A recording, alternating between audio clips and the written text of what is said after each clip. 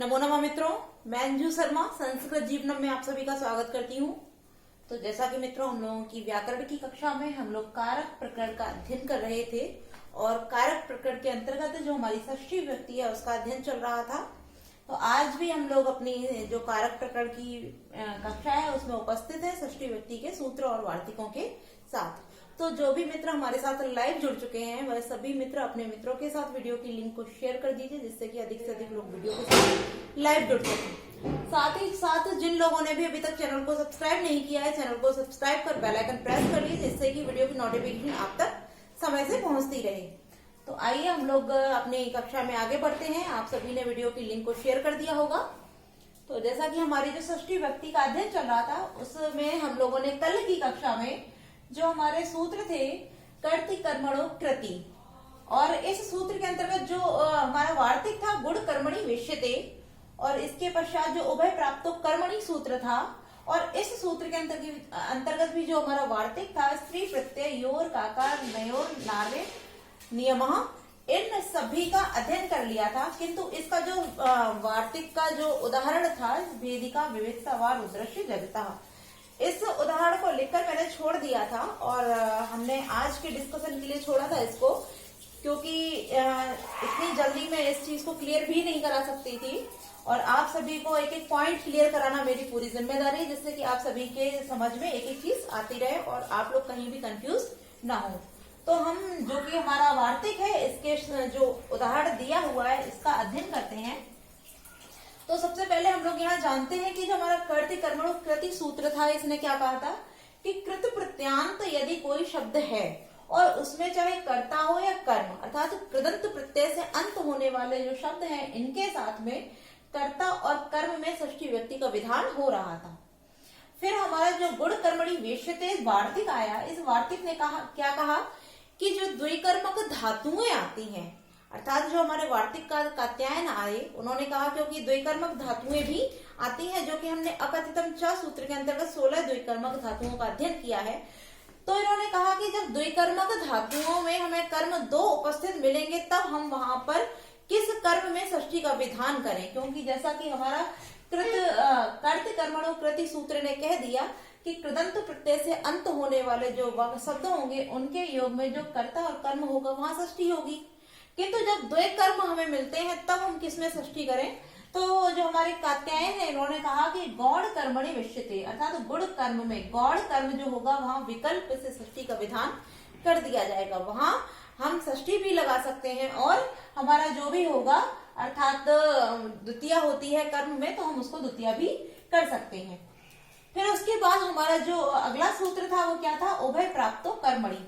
तो इसने क्या कहा, क्योंकि हमने यहाँ पढ़ा कि कर्ता और कर्म दोनों में ही षष्ठी होती है, तो यही यहाँ आ जाता है कि यदि कृदंत प्रत्यय से अंत होने वाले शब्द मिलते हैं किंतु वहां कर्ता और कर्म उभय प्राप्त मतलब दोनों प्राप्त होते हैं तब हम किस में षष्ठी करें।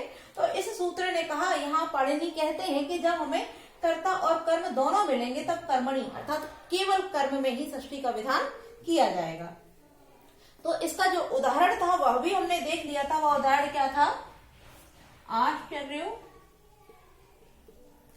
आश्चर्यो गवाम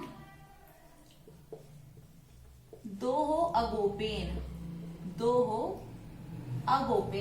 कि आश्चर्यो गवाम दोहो अगोपेन। ठीक है, तो यहाँ जो दो धातु थी, दो धातु के साथ घय प्रत्यय की विधान से दो शब्द प्राप्त होता है, तो कृत प्रत्यांत शब्द हमको मिल गया।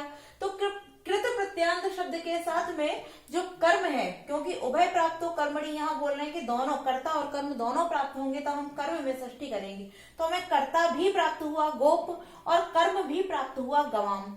तो कर्ता और कर्म दोनों प्राप्त होने के कारण यहाँ इस सूत्र के अनुसार हमने कर्मणि अर्थात कर्म में षष्ठी का विधान कर दिया, तो यहाँ क्या हो जाता है गवाम। ठीक है, तो हमने इस सूत्र का भी उदाहरण देख लिया।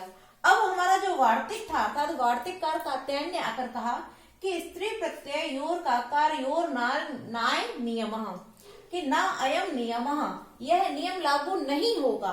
कब, जब स्त्री प्रत्यांत शब्द हो अर्थात कृदंत प्रत्यय से युक्त जब स्त्री प्रत्यांत शब्द हो, कौन से, अक और अ, अर्थात जब हमको अक अक और आ स्त्री प्रत्यांत शब्द मिलते हैं, वो भी कृदंत प्रत्यय से युक्त, तब यह अयम नियमा न, अर्थात यह नियम लागू नहीं होगा। कौन सा नियम?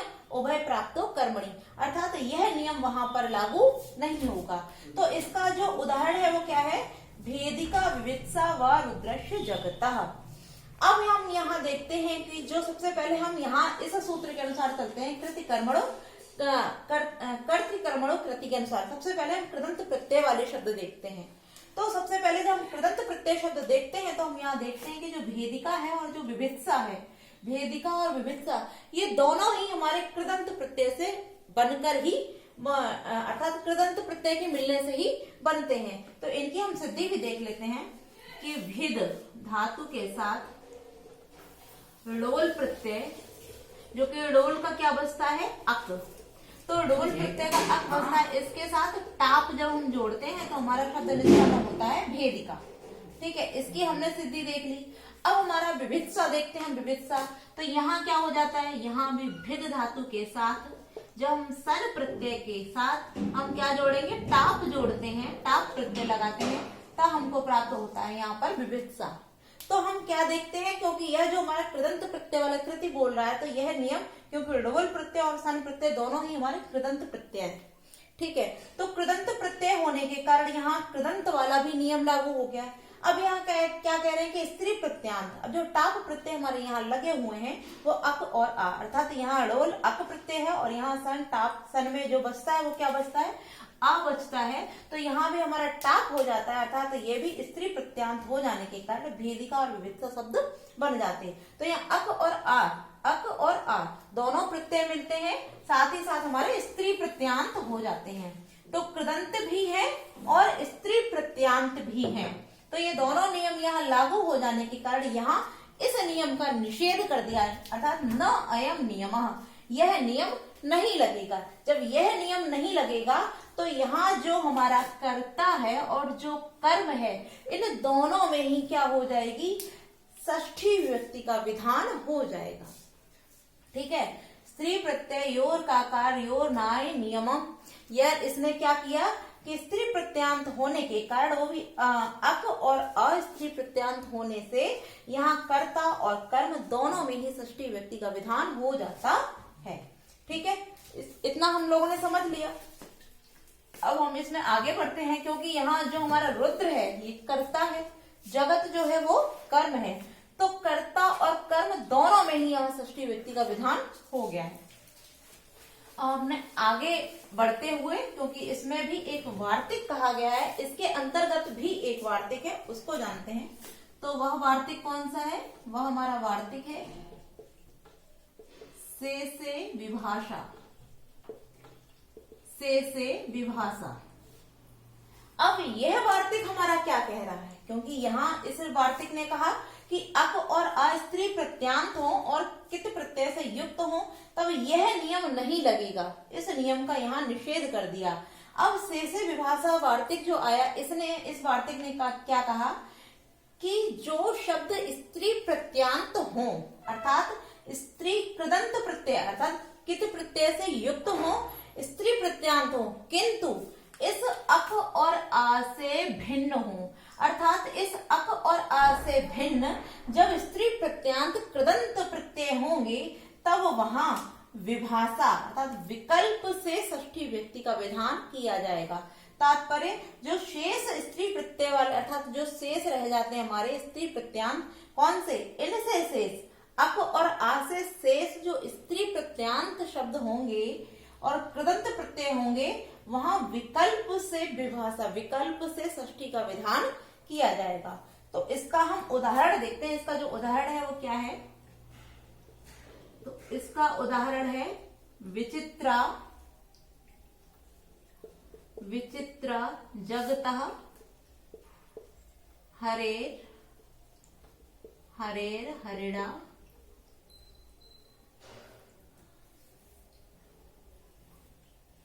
हरेर हरिणा वा, हरेर हरिणा वा। अब सॉरी, यहाँ कृति छूट गया, जो हमारा कृति, कृति हरेर, हरिणा, हरिणा वा। ठीक है, से विभाषा का यह उदाहरण है। तो इसको आप देखते हैं। सबसे पहले हम इसी चीज को पकड़ते हैं कि यहाँ कृदंत प्रत्यय से युक्त वर्ण, क्योंकि यह जितने भी हमारे वार्तिक और सूत्र चल रहे हैं वह इस सभी के इस सूत्र के अंतर्गत ही है कि वहां कृदंत प्रत्यय होना अर्थात कृत प्रत्यांत शब्द होने चाहिए। तो सबसे पहले हम कृदंत प्रत्यय से युक्त वर्ण पकड़ते हैं। तो हमारा यहाँ जो कृति शब्द आया है, यह जो कृति है वो किससे बनता है? तो हम इसको देखते हैं, इसकी सिद्धि देखते हैं कि कृ धातु के साथ जो हम कितिन प्रत्यय, कृ धातु के साथ जो हम कृतिन प्रत्यय को जोड़ते हैं अर्थात इसके साथ इसकी सिद्धि को निष्पन्न करते हैं, इसको बनाते हैं, तो हम क्या पाते हैं कि कृ धातु के साथ कितिन प्रत्यय के योग से कृति शब्द निष्पन्न होता है। तो कृति शब्द, और हम ये भी जानते हैं कि कितिन प्रत्यय से बनने वाले जो भी शब्द होते हैं वो सदैव स्त्रीलिंग में होते हैं। ठीक है, तो कितिन प्रत्यय से बनने वाले शब्द स्त्रीलिंग में होते हैं।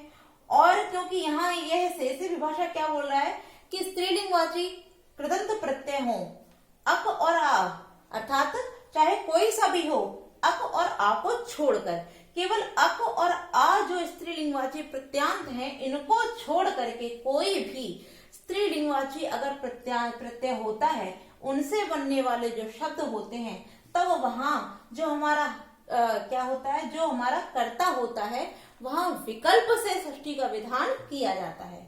तो हमने क्या देखा कि कृति जो हमारा है वो स्त्रीलिंगवाची अर्थात स्त्रीलिंग है और कृदंत प्रत्यय से युक्त है, अर्थात कृदंत प्रत्यय है और स्त्रीलिंग है, अक और आ से भिन्न है।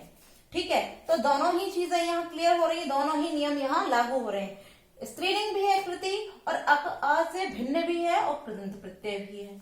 ठीक है, तो यहाँ जो कृति शब्द हमारा है वह क्या कर रहा है, कृदंत प्रत्यय भी लागू कर रहा है, स्त्री प्रत्यय भी है, किंतु आ और अक और आ से भिन्न भी है। तो यहाँ सारे नियम लगने के कारण यहाँ जो हमारा कर्ता हो जाता है, जो कर्ता है क्या है, हरे, यहाँ जो हरे हमारा कर्ता है, यहाँ विकल्प से षष्ठी व्यक्ति का विधान किया जाएगा।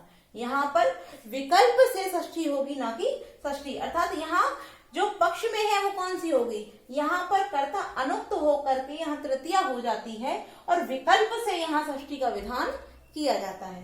तो यहाँ हमारा जो कर्म है क्या हो जाता है, कर्म क्या है, जगत, जगत जो है वो हमारा कर्म है और हरि जो है वो कर्ता है। तो जगत में तो षष्ठी रहेगी ही रहेगी, क्योंकि हमारा यह क्या बोल रहा है, उभय प्राप्तो कर्मणि। यहाँ हमारा सूत्र कह रहा है कि उभय प्राप्तो, जब दोनों हमें प्राप्त होंगे तब कर्म में तो षष्ठी ही रहेगी। तो यहाँ जो कर्म है यहाँ षष्ठी ही रहेगी, किंतु जो हमारा कर्ता है वहां विकल्प से षष्ठी किसने की है, से विभाषा ने। ठीक है, अब क्यों विकल्प से की है, क्योंकि यहाँ जो कृत प्रत्यांत है, अगर हम यहाँ देखते हैं, यहाँ जो हमने देखा इसी का उदाहरण देखते हैं उभय प्राप्तो कर्मणि का। उभय प्राप्तो कर्मणि का जो उदाहरण क्या है, आश्चर्य गवाम दोहु अगोपेन। अब यहाँ जो गवाम है यहाँ तो हमने षष्ठी की है, इस गौ में हमने षष्ठी की, क्योंकि यहाँ जो गौ है वो क्या है, कर्म है। अब यहाँ जो दो था, यहाँ कृत प्रत्यांत जो हमारा शब्द था, यह कृत प्रत्यांत तो है किंतु यहाँ स्त्रीलिंगवाची नहीं है। और यदि यहाँ भी अगर प्रत्यय स्त्रीलिंगवाची हो जाएगा, यदि यह जो प्रत्यय है यह स्त्रीलिंगवाची हो जाएगा किंतु अक और आ से भिन्न, तब यहाँ से विभाषा लगकर ये जो गोपेन में अनुक्त होने पर कर्ता में तृतीया हुई है, वहां तृतीया के साथ साथ यहाँ षष्ठी भी विकल्प से हो जाएगी। किंतु यहाँ स्त्रीलिंगवाची प्रत्यांत न होने के कारण यहाँ केवल अनुक्त करके यहाँ तृतीय व्यक्ति का जो विधान किया गया है, वहां यहाँ क्या हुआ है, यहाँ स्त्रीलिंगवाची प्रत्यांत होने के कारण यहाँ षष्ठी और तृतीया दोनों ही हो गई हैं। अब इसको यदि भिन्न भिन्न करके लिखते हैं अर्थात इसका संधि विच्छेद करके लिखते हैं तो क्या हो जाएगा, हरे, हरिणा वा, अर्थात मैंने यहाँ संधि करके लिख दिया है, अगर हम आप भिन्न करके लिखते हैं तब हो जाएगा हरे, हरिणा वा। अर्थात आप इस वाक्य को ऐसे भी कर सकते हैं कि विचित्रा जगता कृति हरे, विचित्रा जगता कृति हरिणा, अर्थात आप इसको हरिणा भी कर सकते हैं और हरि भी, क्योंकि यहाँ विभाषा अर्थात विकल्प से बोला जा रहा है। क्यों विकल्प से बोला जा रहा है, क्योंकि स्त्रीलिंग प्रत्यांत है, कृत प्रत्यय है, इसलिए यहाँ विकल्प से षष्ठी हो जाती है। ठीक है, अब यहाँ एक चीज और क्लियर कर लेते हैं कि जब हमने देखा यहाँ यदि आपसे अर्थात यहाँ भी पूछा जाता है आपसे, अगर प्रश्न आपसे पूछा जाए कि विचित्रा जगता कृति हरे हरिणा वह, यहाँ कर्म में जो षष्ठी हुई है वह किस सूत्र से हुई है, हम इसको लिख के क्लियर किए देते हैं। अगर आपसे यह पूछा जाता है यहाँ पर कि यहाँ जो जगतः शब्द है, जगतः, यहाँ किस सूत्र से, किस सूत्र या वार्तिक से षष्ठी हुई है, षष्ठी हुई है। ठीक है, तो आप इसका आंसर देंगे, क्या कर सकते हैं, पहला जो हमारा ऑप्शन हो जाए कर्ति कर्मणो कृति, कर्मणो कृति, दूसरा हो जाएगा उभय प्राप्तो, उभय प्राप्तो कर्मणि, और तीसरा हम लिखते हैं यहाँ शेषे विभाषा, से विभाषा। तो आप लोग बताइए इसमें से क्या हो सकता है, कर्ति कर्मणो कृति होगा या उभय प्राप्तो कर्मणि होगा या फिर से विभाषा होगा। तो यदि आप लोगों ने अभी तक इन सभी सूत्रों की व्याख्या जो मैंने आपको समझाई है, अगर आपने ध्यान से देखी होगी, पढ़ी होगी, तो आप इस चीज को यहाँ क्लियर कर सकते हैं कि यहाँ जो जगता शब्द आया है, यहाँ उभय प्राप्तो, अर्थात जो हमारा बी ऑप्शन होगा यह सही होगा, उभय प्राप्तो कर्मणि। यहाँ यह नियम तो लागू है कृति अर्थात कृदंत प्रत्यय, किंतु यहाँ यह नहीं है कि कर्ता है या कर्म है। उभय प्राप्तों में ही हमें पता चल रहा है कि जब दोनों प्राप्त होंगे तब किसमें हमको षष्ठी करनी है। तो जो कर्म में कर रहा है वो कौन कर रहा है, उभय प्राप्तो, अर्थात यहाँ कर्म में जो नित्य षष्ठी कर रहा है वह उभय प्राप्तो कर्मणि सूत्र से यहाँ जगता में क्या हो जाता है, षष्ठी का विधान कर दिया जाता है। ठीक है, तो मुझे पूरी उम्मीद है कि जितने भी कर्ति कर्मणो कृति के अंतर्गत जो सूत्र और वार्तिक थे ये आपके सभी क्लियर हो गए होंगे। तो अब हम लोग इससे आगे बढ़ते हैं क्योंकि यह हमारा अभी समाप्त हो गया है। अब इसके आगे जो हमारा अगला सूत्र है न लोको व्यय निष्ठा खलर्थ त्रिनाम, तो उससे पहले हम एक और सूत्र का अध्ययन करेंगे क्योंकि वहां जिसका निषेध अर्थात जो हमारा यह सूत्र है न लोको व्यय निष्ठा खलर्थ त्रिनाम, यह निषेधवाची है अर्थात यह निषेध करता है। अब जो निषेध करता है तो किसका करता है, तो जिसको निषेध करता है उससे पूर्व हमें एक और सूत्र का अध्ययन करना है, तब हम इसको क्लियर करेंगे। तो हमारा जो अगला सूत्र है हम उसको देखते हैं। आप सभी को यह सभी सूत्र अच्छे से क्लियर हो रहे होंगे, तो आप लोग कृपया अपने मित्रों को भी हमारे चैनल के साथ जोड़िए और जिन लोगों को वीडियो पसंद आती है आप लोग वीडियो को लाइक अवश्य किया कीजिए। तो हम लोग जो हमारा अगला सूत्र है वो है तस्य च वर्तमाने, तस्य च वर्तमाने। अब यह सूत्र हमारा क्या कह रहा है, हम सबसे पहले इसके विषय में बात करते हैं। तो यहाँ कहा जा रहा है कि जब कित प्रत्यांत शब्द हों, अर्थात जो कित प्रत्यांत शब्द जो होते हैं आप लोगों ने पढ़े होंगे, अगर प्रत्यय अगर आप लोगों ने पूर्व में पढ़े होंगे, मुझे पूरी उम्मीद है कि यहाँ पढ़े ही होंगे। तो कृत प्रत्यांत जो कित और कितवतु प्रत्यय होते हैं वो भूतकालिक होते हैं। किंतु यहाँ क्या कह रहे हैं कि कित प्रत्यय जब वो हमारे किसमें होंगे, वर्तमाने, वर्तमान काल में होंगे, अर्थात वर्तमान के योग में जो कित प्रत्यय का प्रयोग किया जाएगा तब वहां पर षष्ठी विभक्ति का विधान कर दिया जाएगा।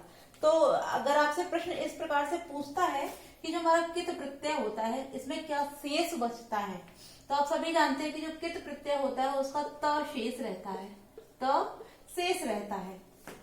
साथ ही हमने हमारे जो कित और कितवतु प्रत्यय होते हैं, कित प्रत्यय और कितवतु प्रत्यय हैं, आप सभी जानते होंगे इसकी जो संज्ञा होती है वो कौन सी, क्योंकि हमने संज्ञा प्रकरण पढ़ा दिया है। और जिन लोगों ने भी अभी तक संज्ञा प्रकरण वाले वीडियो नहीं देखे हैं आप लोग हमारी सब्सक्रिप्शन में पीछे जाकर वीडियो को देख सकते हैं, जहाँ संज्ञा प्रकरण है उसमें आप देख सकते हैं। किंतु उस समय मैंने संज्ञा प्रकरण बहुत जल्दी में पढ़ाए थे क्योंकि उस समय टेट परीक्षा होने वाली थी। अब कारक प्रकरण के पश्चात हम लोग संज्ञा प्रकरण को विस्तार से लेकर चलेंगे। तो अभी केवल हम इतना ही जानते हैं। यदि आपसे प्रश्न यह पूछा जाता है कि कित और कितवतु की क्या संज्ञा होती है, तो इनकी क्या होती है, इन दोनों की क्या होती है, निष्ठा संज्ञा होती है। अर्थात कित और कितवतु दोनों जो प्रत्यय है इनकी निष्ठा संज्ञा हो जाती है। ठीक है, अब जो हमने क्या जाना कि यह जो हमारा कितस्य च वर्तमाने, यह जो सूत्र है कितस्य च वर्तमाने, अब आप सभी ये भी जानते हैं जब हम लोगों ने कित और कित प्रत्यय कितवतु प्रत्यय का अध्ययन किया है तो जो कित और कितवतु प्रत्यय होते हैं, कितवतु प्रत्यय होते हैं यह भूतकालिक होते हैं। भूतकालिक, अर्थात जो इनका प्रयोग है वो भूतकाल के योग में किया जाता है। किंतु जब यह भूतकाल में प्रयुक्त होंगे तब इनमें षष्ठी का विधान नहीं होगा। आप लोग इस चीज को क्लियर कीजिए कि जब यह अपने वास्तविक अर्थात निष्ठा संज्ञा के रूप में ही प्रयुक्त होंगे तब यहाँ षष्ठी नहीं होगी। यह सूत्र हमारा क्या कह रहा है कि कितस्य च वर्तमाने, जब कित प्रत्यय का प्रयोग वर्तमान के काल में अर्थात वर्तमान के अर्थ में होगा तब वहां पर षष्ठी व्यक्ति का विधान किया जाएगा। ठीक है, तो इतना क्लियर हो गया। अब हम इसका उदाहरण देखते हैं। इसका जो उदाहरण है वो है अहम राज्ञो, अहम राज्ञो मतो बुद्ध पूजितो पूजितो वा, अर्थात अहम राज्ञो मतो बुद्ध पूजितो वा। यहाँ हम देखते हैं यहाँ भी प्रत्यय वही एक कृदंत प्रत्यय ही है। तो क्योंकि कित प्रत्यय जो प्रयुक्त हुआ, यहाँ जो मत शब्द बना है यहाँ भी हमारा कित प्रत्यय है, बुद्ध शब्द जो बना है यहाँ भी हमारा कित प्रत्यय है, और पूजित शब्द जो बना है यहाँ भी हमारा कित प्रत्यय, अर्थात ये मतो बुद्ध पूजितो ये तीनों शब्द हमारे क्या हैं, ये तीनों ही शब्द हमारे कित प्रत्यांत शब्द हैं।